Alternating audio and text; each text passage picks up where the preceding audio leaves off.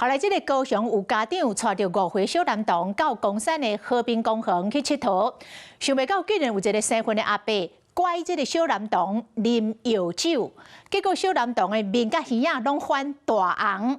家長驚一個，趕緊帶囡仔去掛急診，加在無真要緊。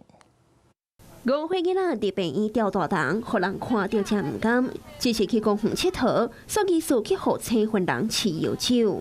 上到檔次，我就追在後面，他跑很快也追不到，他就跑過來。我看到的時候，他已經第一杯喝完了。啊，我問他喝什麼？他說那個是威士忌，他有這樣子，因為他端給他喝，我有看到。代志發生佇高雄公山。昨下晡，當時男童的阿嬤帶伊去河邊公園佚佗，家長指控囡仔佇走跳的過程，疑似去互青雲的4大人騙，啉到酒精飲料，男童的面甲耳仔攏紅摃摃，紅緊帶去急診，抽血滴大腸，加載人無啥要緊。袂使殘兒童啦。雖然男童人無安怎，不過今年7月佇中國也捌發生過紅兒仔諷刺酒精飲料，啉一個肝險啊敗去的危急事件。